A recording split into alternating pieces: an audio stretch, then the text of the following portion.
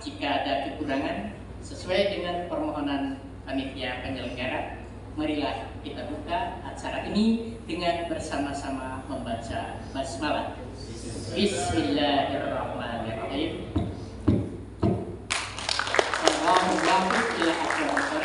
Billahi taufiq wal hidayah. Wassalamualaikum warahmatullahi wabarakatuh.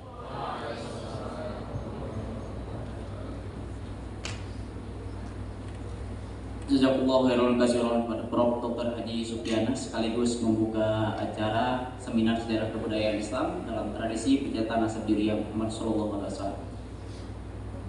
Untuk materi yang pertama kita langsung saja ke Haji Sofyan Setio, SHUM MA, dipersilakan untuk maju ke depan. Selain dari itu pula, kenapa Sofyan Institute mengambil tema tradisi pencatatan nasab Zuriyah Nabi Muhammad SAW? Lihat dari latar belakang masalah yang kita dapatkan dari lapangan, ada beberapa hal di beberapa pesantren yang memang sudah tidak percaya dengan para habib. Salah satunya ada di Purwakarta, Kabupaten Bandung Barat.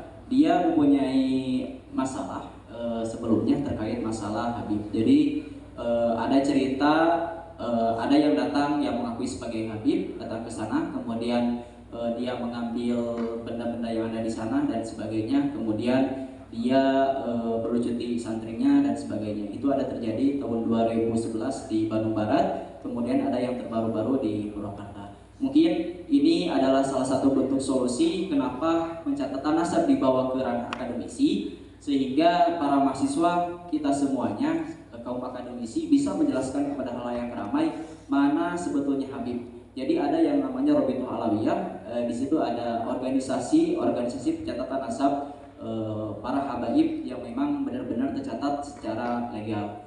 Nah, dalam kesempatan kali ini pemateri yang pertama Haji Sofyan Setio SHUM MA yang sebagai aktivis Thariqah dan kajian Timur Tengah. Kebetulan beliau adalah teman saya pas waktu di S1 dan kemudian kajian beliau dari pertama S1 awal-awal pertengahan semester, dia sudah mengkaji terkait masalah Robitoh Alawiyah dan para habaib, dan sampai S2 pun beliau masih mengkaji terkait masalah para habaib. Mungkin mudah-mudahan beliau bisa menjelaskan terkait apa yang telah dia temui, apa yang telah dia dapatkan dari masalah-masalah yang sebelumnya dia dapatkan, kemudian dia mendapatkan solusi yang dia terima juga dari beberapa penelitian yang beliau dapatkan. Kepada Pak Haji Sofyan Setio SHUM MPD di MA dipersilakan.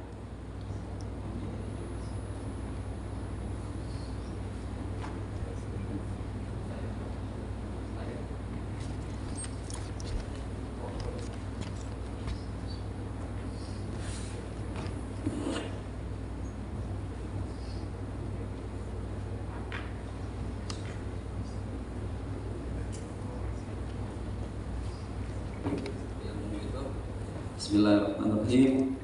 Assalamualaikum warahmatullahi wabarakatuh.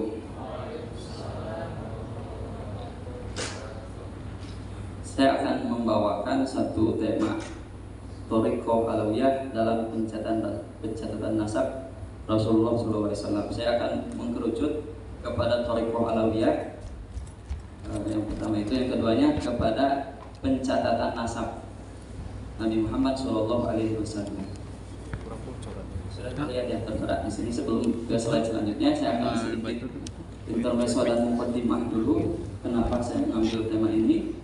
Yang kedua, tadi ada, biar tidak tegang, bahkan keluarga saya atau sampai tadi ada jamaah bilang, Sufyan, kamu kenapa pakai sarung? Nggak enak. Aduh, justru saya ini yang pertama itu sengaja pakai sarung karena ini seminar sejarah kebudayaan Islam.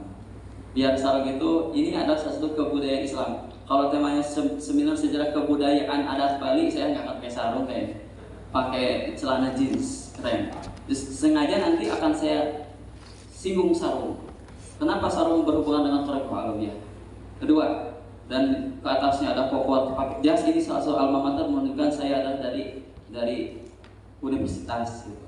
Kalau ini kopiah peci peci nasional. Karena tadi ada yang komen, saya bahas aja. Ini peci nasional. Kalau amalan pribadi, kalau di pondok saya pakai peci putih. Karena Thariqah Alawiyah itu, coba slide. Nah, Thariqah Alawiyah itu Thariqah peci putih.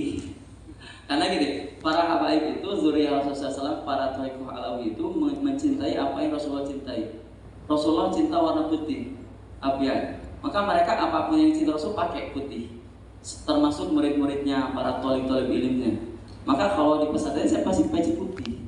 Tapi kalau di forum ini peci hitam, peci nasional. Alhamdulillah. Biar terjawab alasan-alasan itu kenapa pakai sarung, pakai jas, gak apa-apa biar jelaskan. Kembali ke sini. Terus awal. Coba. Bismillahirrahmanirrahim. Saya akan bahas di sini dulu. Mufti Saudi Arabia Syekh Abdul Aziz bin Baz. Jadi di sini saya ada pernyataan dari seorang mahasiswa yang sudah tingkat semester 8 masih bertanya, yang saya tuh heran kok bisa bertanya seperti ini. Sufyan, gimana caranya jadi Habib? Haji kata saya. Ente nggak paham atau emang benar-benar nggak paham? Emang cara jadi Habib itu apa aja syaratnya? Nah, besok-besoknya karena mungkin sering lihat ada udeng-udeng putih, pakai gamis putih. Jadi kalau pakai itu ternyata itu harus itu aja syaratnya jadi Habib atau harus jadi ceramah. Itu kan pertanyaan dari mahasiswa yang itu darurat. Kok mahasiswa nggak sampai paham pernyataan ini di dalam kajian humaniora, nggak boleh nggak tahu. Gitu. Masa ada pertanyaan gimana cara jadi Habib? Kalau ditanyakan oleh para netizen julid di TikTok ya nggak apa-apa. Ini mau lulus masih nanya gimana caranya jadi Habib. Allahu Akbar habiro walhamdulillah dikasih roh. Jadi kok kita masuk di sini banyak. Di sini ada Mufti Syekh Abdul Aziz bin Baz, Wahabi. Tentu mohon maaf saya pakai karakter Wahabi dalam arti emang umumnya di Indonesia adalah disebutnya Wahabi. Tapi di sana di Saudi itu saya berani menjamin mereka tuh nggak kenal sama Wahabi. Ya Syekh, anta arif. Les ada Indonesia kalim ana Wahabi. Ana ma'arif Wahabi, semua Wahabi. Anta kalim Muhammad bin Abdul Wahab. Maksudnya Muhammad bin Abdul Wahab. Jadi mereka orang Saudi memahamkan Muhammad bin Abdul Wahab adalah seorang pahlawan negara. Pahlawan negara yang disatukan dalam satu bendera, Muhammad ibn Saud dan Muhammad bin Abdul Wahab. Sementara di Indonesia kulturnya karena mungkin di sini mukhtalif, berbeda pendapat. Mereka menyatakan udahlah biar kontan langsung Wahabi. Wahabi. Tapi ada yang sebutnya Salafi. Kita bahasanya ini adalah bahasa mbah-mbahnya Salafi. Kawan-kawan kita mungkin dari Persatuan Islam, dari anggota Sufyan Institute ini, saya sengaja anggotanya ada dari Persis, ada dari Muhammadiyah, ada dari NU, biar kita cair. Masalah seperti ini adalah masalah yang diselesaikan oleh kajian humaniora. Orang lulusan sejarah humaniora nggak boleh baper, harus jadi problem solving, bukan ikut-ikutan perang, ikut-ikutan debat, tapi jadi problem solving dan agent of change, perubahan. Jadi bukan ikut-ikutan debat di atas yang lain-lain, tapi jadi problem solving. Oke, kita kumpulkan, forumkan bersama. Itulah alhamdulillah kita bangga menjadi lulusan sarjana Peradaban Islam, Sejarah Peradaban Islam SKI di UIN Sunan Gunung Jati Bandung. Alhamdulillah ini termasuk semua guru-guru saya semua, alhamdulillah. Profesor Ajit Thohir, Dr. Asep Ahmad Hidayat adalah guru thariqah saya, Pak. Guru thariqah, beliau itu menjabat dosen tarekat dan tasawuf. Kita belajar tarekat Tijaniyah di Garut melalui beliau. Beliau adalah muqaddamnya tarekat Tijani. Masya Allah. Profesor Dr. Ajit Thohir adalah salah satu mursyid dari thariqah Qadiriyah Naqsabandiyah. Salah satu anggota Jatman Jamaah Ahli Thariqah Muqtabar Nahdlatul Ulama. Dan orang Peris harus tahu masalah-masalah ini, karena ini kajian umum. Gak boleh jadi disebutnya gak nyambung. Makanya di Sufyan Institute itu semua hayo, jangan baperan lah. Masalah maulid kita kaji secara intelektual. Jangan saling salah menyalahkan, benar dibenarkan. Insya Allah. Di sini Syekh Abdul Aziz bin Baz, mungkin kita bisa baca bersama. Mereka tuh langsung bilang gini, salah satunya Mufti Syekh Abdul Aziz bin Baz. Ini beliau tuh bilang itu orang seperti mereka itu kepada habaib ya, zuriyah Rasul. Cucu Nabi SAW itu terdapat di berbagai tempat dan negeri. Nah, satu, mereka terkenal juga dengan gelar syarif sebagaimana yang dikatakan oleh orang-orang yang mengetahui. Mereka itu berasal dari keturunan Ahlul Bait. Satu titik pertama. Wahabi, Salafi mengakui keberadaan Ahlul Bait. Alhamdulillah. Kalau ada Salafi dari Persis Muhammadiyah atau dari Hizbut Tahrir bilang tidak ada keturunan Nabi, berarti dia nggak paham Salafi, nggak paham dia. Ada kaum Nasibi di daerah Yaman Selatan, kesananya ada lagi. Mereka bilang Ahlul Bait zuriyah Rasulullah SAW abtar, terputus. Mufti Saudi bilang ada. Bagaimana bilang antum bilang nggak ada? Mufti Saudi bilang ada. Bilang tidak masalah dia pendapatnya gimana tentang habaib. Intinya mereka bilang ada keturunan Nabi sampai sekarang. Sallallahu alaihi wasallam. Saya nggak akan bacakan semua itu karena rekan-rekan bisa baca langsung. Yang saya akan garis bawahi adalah Syekh Abdul bin Baz hanya menyoroti pada gini, kita tidak boleh ta'zim wa ta'assub, terlalu berlebihan, fanatik terhadap keturunan Nabi, itu aja. Itu mukhtalif biasa. Jangan terlalu, contoh maksudnya mendewa-dewakan Habib. Jangan terlalu bahasanya mengkultuskan. Tapi mereka mengakui keutamaan Nabi. Contoh, saya punya guru di Jeddah. Jadi tadi moderator lupa menyampaikan. Saya bilang kasih tahu biodata bukan untuk ria atau pamer, biar tahu biodata. Saya di Zad Academy Makkah Al-Mukarramah. Di situ Lughatul Arabiyyah, belajar bahasa Arab hampir 3 tahun. Saya punya guru namanya Syekh Baddah Al-Mubarak. Syekh Baddah Al-Mubarak tentunya Saudi, tentunya Salafi, tentunya mohon maaf Wahabi. Beliau bilang gini, saya ketika bawa HP yang di situ kebetulan fotonya foto Habib Umar. Waduh, ketahuan. Ishadha ya Sufi. Hadal haram Umar Hafiz Al-Jubri mamnu fi hadal balad. Gak boleh masuk negara ini, haram. Haji. Wah, les huwa sufi, huwa sufi. Balik ila ahli bait. Tapi saya tanya, ya jelas, kenapa? Baik, kalau dalam satu hal, kalau ada yang jual rumah, dia bilang gini kalau saya bahasa Arab Indonesia.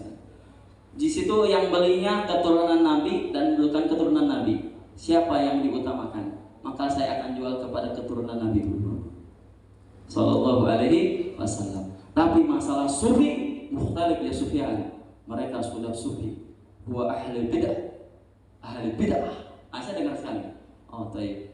Saya langsung ambil HP, buka video pembacaan Ratibul Haddad Habib Umar bin Hafiz di Tariq. Saya tunjukin ya Syekh.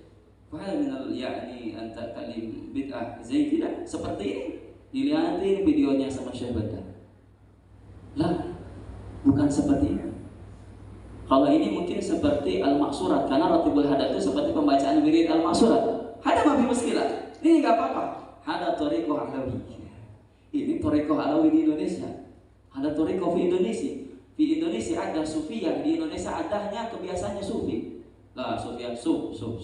Dilihatin video, mohon maaf Pak. Thariqah Sudan yang lagi mohon maaf zikirnya nari-nari sampai gurunya dicium kakinya. Oke. Kalau yang ditunjukkan video itu mungkin saya bisa nerima argumennya.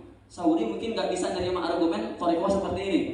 Nari-nari sampai kaki gurunya dicium, sampai ngesot-ngesot. Ada videonya Pak. Saya sampai ketawa, saya nggak bisa menjelaskan nih kalau gini. Oke, mungkin Saudi tidak menerima argumen thariqah itu. Walakin di Indonesia thariqahnya bi'itibai Quran Sunnah. Saya gituin terus. Hai Sufyan. Yes. Hada Sufyan, hada miskin, anta sufi, hada muskilah kabir. Saudi Pak, sufi itu bermasalah banyak. Jadi alhamdulillah Allah kasih berkah, saya punya pengalaman langsung ke gembong Saudinya. Sampai saya berjalan pengen penasaran ke gembong Saudi di Saudi namanya Diriyah Riyadh. Maka ke Diriyah itu sekitar 5 jam pakai bus Soko. Harganya 200 rial. Pusatnya Saudi Islamic Center Salafi. Di situ tempatnya kelahirannya Syekh Abdul Aziz bin Baz, Syekh Ibnu Utsaimin juga. Nah, di situ ada perayaan hari kelahiran Arab Saudi. Arab Saudi enggak pakai suasana. Ramai dia, kumpul-kumpul berjamaah, makan-makan. Saya kasih analogi ya Syekh. Les anta kalim bid'ah kullu syai' ba'da nabi. Kenapa kamu bergembira atas hari kelahiran negara kamu, terus kamu membuat negara yang namanya Arab Saudi warna hijau? Tidak ada zaman Nabi. Terus kamu melarang orang merayakan Maulid Nabi. Kita sama-sama bahagia. Kamu bahagia atas negara Saudi, saya bahagia atas kelahiran Nabi Muhammad SAW. Ya mukhtalif ya Sufyan, berbeda itu Sufyan. Itu muamalah dan ini syariah. Itu syariah. Kenapa? Kamu menuliskan la ilaha illallah Muhammad Rasulullah dalam negaramu. Itu syariah. La ilaha illallah Muhammad Rasulullah kalimat syariah. Gak bisa ngomong. Alas anta kalim kathir ya Sufyan, ente bisaan ngomongnya mana? Ada mukhtalif di Indonesia. Jadi kalau ada kawan-kawan yang main debat-debatan sama Salafi Wahabi ya, terus dibuka di YouTube ya, langsung main argumen tanpa tabayun, jangan dulu, udah stop Pak. Kita sudah saling mengerti, kita saling hargai. Ana habibi Indonesia, kata orang Saudi, saya paling cinta orang Indonesia. Lihat, mana jauh-jauh di Indonesia. Saya punya istri dari Indonesia. Bin Sukabumi, dari Sukabumi. Oh ternyata ada hubungan emosional. Jadi mohon untuk di-sharing lagi, kalau ada perdebatan mohon skip, mudah kita carinya problem solving. Ternyata mereka masalahnya hanya di rasionalitas saja, ya tidak kepada syariah. Buktinya apa? Arab Saudi tidak menelurkan ulama ahli fikih. Yang banyak menelurkan Arab Saudi adalah ahli qiraah. Mufti, tidak ada mufti fikih, tidak ada mufti ahli hadis, tapi ahli murotal yang banyak. Tapi ahli hadis zaman dulu ketika Darul Hijaz, zaman masa Jeddah dulu. Insyaallah. Next. Ini menurut Persis ya Pak. Kalau ada orang Persis bilang gak ngaku Habib, awas, ini ke Aceh Jaharia ini. Bilang mengatakan Ahlul Bait dalam pandangan Persis ialah adalah keturunan Nabi Muhammad SAW keluarganya. Intinya Persis mengakui ada Ahlul Bait. Jadi jangan bilang keturunan Nabi sudah terputus, waduh bahaya ini, kajiannya kurang lepas. Atau dia kaum Nasibi. Kaum Nasibi adalah terkenal orang yang mengingkari keturunan Nabi. Dia bilang Ali Zainal Abidin mati, tidak ada punya keturunan. Nauzubillah min dzalik. Setelah itu ini saya Pak ini Habib Zain ya, Ketua Rabitul Alawiyah, bilang seperti ini bahwa saya keturunan Nabi Muhammad SAW adalah dari keturunan Husain. Ya. Kalau saya simpulkan, kalau di Maroko Utara disebutnya itu di Mauritania, yang kita sebut Habib di sini, mereka di sana tuh disebutnya itu Syarif. Nggak ada mengenal Habib meskipun keturunan dari Husain, Syarif. Tapi kalau masuk Saudi biasanya jadi Sayyid, contohnya Sayyid Muhammad bin Alwi bin Abbas Al-Maliki. Kalau masuk Indonesia, apalagi Yaman Tarik, di situ disebutnya Habib. Di dalam kitab Tajul Arus min Jawahirul Qamus, yang pertama digelari Habib itu adalah Al-Habib Abdullah Al-Idrus. Jadi pertama kali ada istilah Habib, dan itu dijadikan bukan sebagai makna umum, tapi takhasus bil Al-Habib. Beda Habibi sama Al-Habib. Kalau Habibi orang Saudi juga bilang Habibi setiap hari. Habibi Indonesia ya Habibi ya Habibi, itu umum, maksudnya yang aku sayangi. Tapi yang disebut Al-Habib adalah maknanya keturunan Nabi. Al-Habib Umar bin Muhammad bin Salim bin Hafid, Al-Habib Hasan bin Abdullah bin Umar Asy-Syadiri, Al-Habib dan lain-lain. Tapi kalau Habibi itu maknanya umum, yang aku sayang gitu. Jadi bedanya dari awal saja. Nah ini saya langsung ke slide yang ada visualnya, apa dari gambarnya. Ini di Sumatera Pak. Saya ini kajiannya Thariqah Alawiyah, maka saya harus menjelaskan Thariqah Alawiyah, dan mohon maaf kalau subjektif juga nggak apa-apa, karena saya lagi menjelaskan Thariqah Alawiyah, Thariqah yang saya sedang kaji ya. Dan kebetulan saya mengamalkan itu dan ada hubungan emosional dengan Thariqah Alawiyah. Jadi mohon maaf, saya terus scroll kepada Thariqah Alawiyah. Sumatera, ini ada namanya Mbah di daerah Palembang, kalau disebutnya dulu adalah Ziarah Kubro. Itu keturunan daripada para habaib di Sumatera, yang disebutnya Hadramaut Tsani di Palembang. Itu yang hadir kalau Ziarah Kubro hampir 1 juta orang yang hadir. Itu fakta. Ini di Sumatera. Karena saya langsung ke antar pulau aja lah. Ini di Jawa. Bapak mungkin pernah ke sini ya, Bapak dan hadirin rekan-rekan. Kubah Al-Haddad di Priuk. Ini namanya Habib Muhammad Al-Haddad ya. Al-Haddad, kubahnya Al-Haddad, bahkan disebutnya sepuhnya ulama-ulama Betawi. Ubah Al-Haddad di Jawa. Saya wakilkan Jawa di Al-Haddad ya. Meskipun Jawa banyak sekali, dimulai dari Pokojan, dimulai dari Al-Hawi, Habib Muhammad Al-Haddad, ada juga di banyak lah Jakarta. Di Jakarta Utara ada di Asam Baris, ada di daerah Luar Batang Habib Husain Abu Bakar Al-Idrus, ada juga. Kita lanjut ke Bali. Nah, di Bali ada juga Kiai Haji.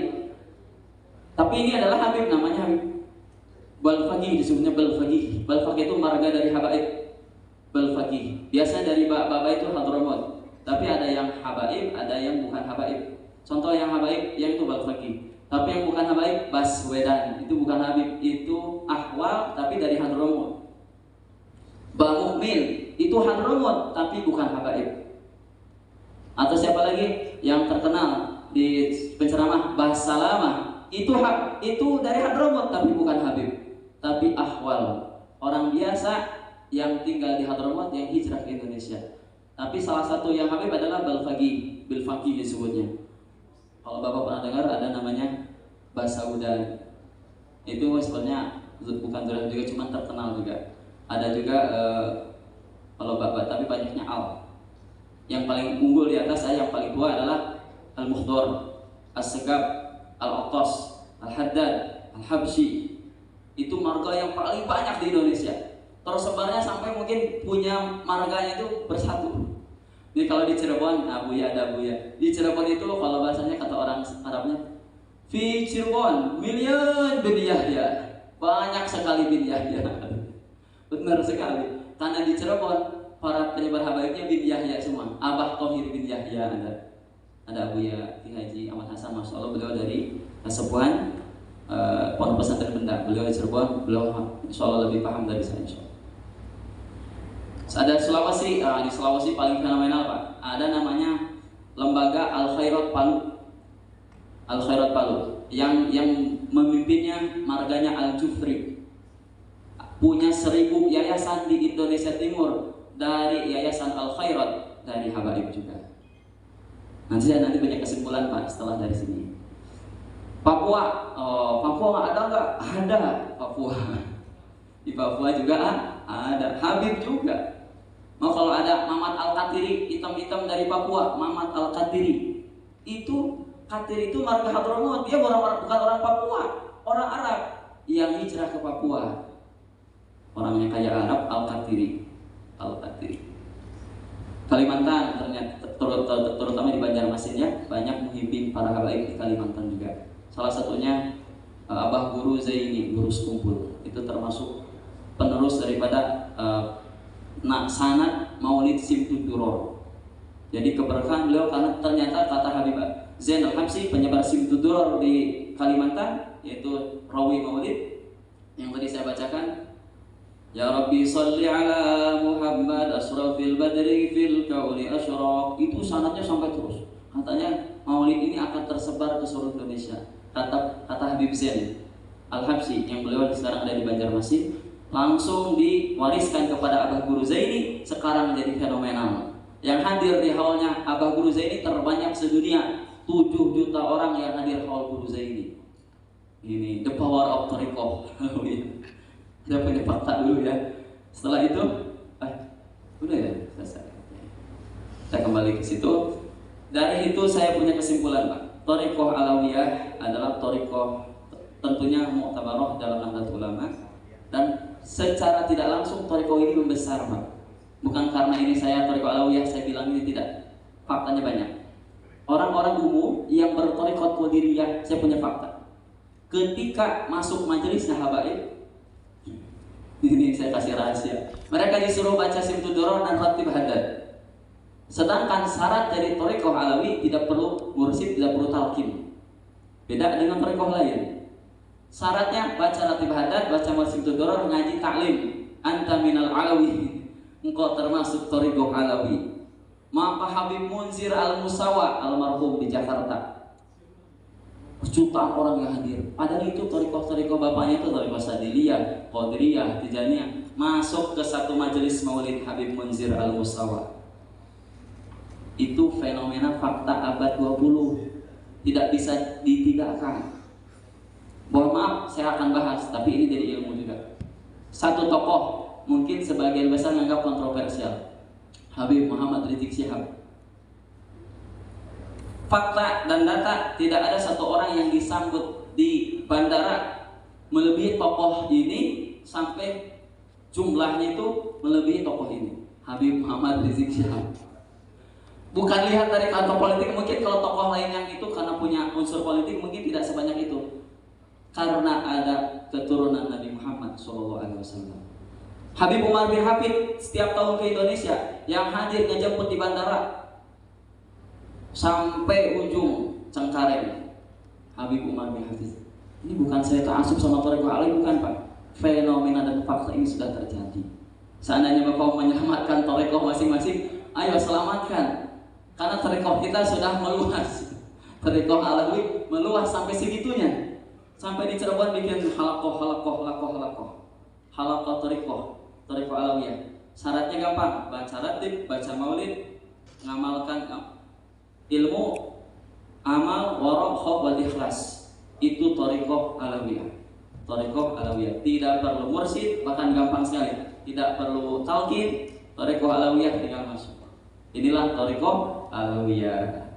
Dan setelah itu ada satu hal yang perlu disampaikan. Thariqah Alawiyah itu thariqah nasab. Nah, ini yang perlu digarisbawahi. Tidak ada satu thariqah yang kecenderungan memperhatikan nasabnya lebih perhatian daripada thariqah Alawiyah. Ini fakta. Faktanya gini. Ada salah satu seorang tokoh kiai. Tokoh kiai ini baru mempelajari tawasul model gini, Pak. Summa ila Sayyidina Ahmad bin Isa al-Muhajir, summa sa'al khalaqa samsat amma sa'al masjidil faqih al-muqaddam Muhammad bin Ali Ba'alawi. Oke, punten. Itu tawasul itu udah dari dulu thariqah antum atau ini baru? Sayyid Ahmad bin Isa al-Muhajir. Kapan antum baca tawasul Sayyid Ahmad bin Isa al-Muhajir? Saya dapat ijazah dari Habib Thohir Al-Qam. Oh, dapat ijazah.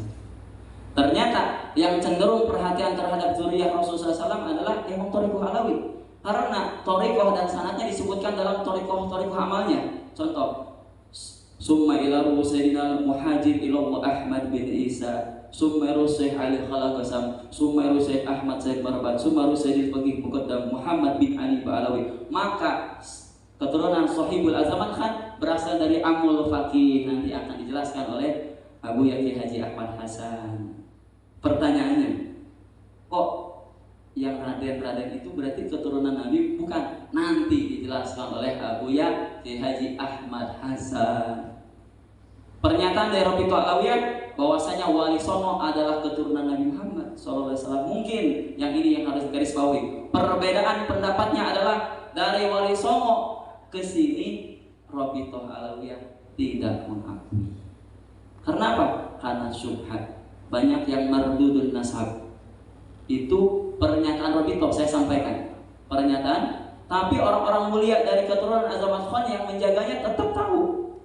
Ada membaca nasabnya, tapi tidak secara umum. Sedangkan Thariqah Alawiyah, mau yang kecil, mau yang besar, yang alim tidak alim, mereka sebelum hafalan Quran menghafalkan nasabnya. Coba, pernah nggak dengar orang biasa awal kita langsung ngarahin anaknya untuk nyebutin bapaknya? Enggak. Kalau saya namanya Sofyan, ada Sofyan aja. Nama bapak saya Komar, kan? Sofyan ibni Komar. Tidak ada tradisi menyebutkan bapak. Tapi habaib, contoh yang tadi, yang nanti akan datang. Al-Habib Syaikhan bin Muhammad bin Hadi bin Fulan Al-Attas. Al-Habib Umar bin Muhammad bin Salih bin Hafidh. Habib Hasan bin Abdullah bin Umar Asy-Syatiri. Itu fenomena dan fakta yang kalau seandainya thariqah lain mau cepat itu cepat tanggap dalam mempelajari nasab, maka di sini kita akan pancing orang-orang untuk belajar nasab. Adik, putri-putri di sini ya rekan-rekan, coba sudah mulai cari tahu sebagai fadhil amal aja, bukan nanti untuk jadi habib. Wah, saya udah tahu nih 17 keturunan ke atas, berarti saya habib ya, alhamdulillah. Nah, fenomena sekarang gitu, baru tahu dong. Sayyid nih, Habib nih, jangan dulu itu sebagai fadhil amal aja. Kamu biar tahu keturunan kamu ke atas. Ternyata keturunan kamu seorang ulama, alhamdulillah. Sekarang baru tahu sedikit, abis saya Habib, gimana coba? Oh berarti 1000 kiai nanti minta gitu semua minta jadi Habib. Repot nanti catatannya. Ya, gitu. Jadi di sini saya tekankan Thariqah Alawiyah, thariqah yang menjaga nasab, menjaga sanad ilmu. Sanad ilmu, saya punya guru Habib Muhammad Usman Hamsi, berguru kepada Habib Hasan Abdullah Syadiri, berguru kepada Habib Abdullah Murad Syadiri, berguru kepada Habib Ali Muhammad Habsi, Syekhul Muslim Tuturah. Sanad ilmu. Kalau nasab yang tadi saya sebutkan, itulah yang saya akan sedikit paparkan dari mukadimah ini. Saya terpaksa harus memukadimahkan ini, mohon maaf, karena untuk jadi pemancing yang aslinya materi nanti bapak-bapak profesor sekalian. Saya bukan apa-apa dan tidak punya ilmu yang cukup untuk menjelaskan secara lebih. Hanya saja mengawali untuk dijadikan disempurnakan oleh para pemateri selanjutnya. Kurang lebihnya dari saya sekian. Sedikit kata dari Habib Umar bin Hafiz. Beliau berkata dalam kitab Adiyah Ulami, Allahumma sholli wa sallim, sedikit dulu. Oh ya, Muhammadun bikumut tabassum wa masul huwaina wa nawmul ikfa'u. Rasulullah itu, Nabi Muhammad itu, senyumnya itu bahkan menjadi obat bagi orang-orang yang kalau senyumnya. Bikumut tabassum wa masul huwaina wa nawmul ikfa'u, dan menjadi solusi bagi orang-orang yang punya masalah. Senyuman Rasulullah SAW kalau ada di depan kita menjadi obat buat semua orang. Sallallahu alaihi wasallam. Maka ini saya ke rekan Persis dan Muhammadiyah. Kalau ada orang-orang NU yang merayakan marhabana,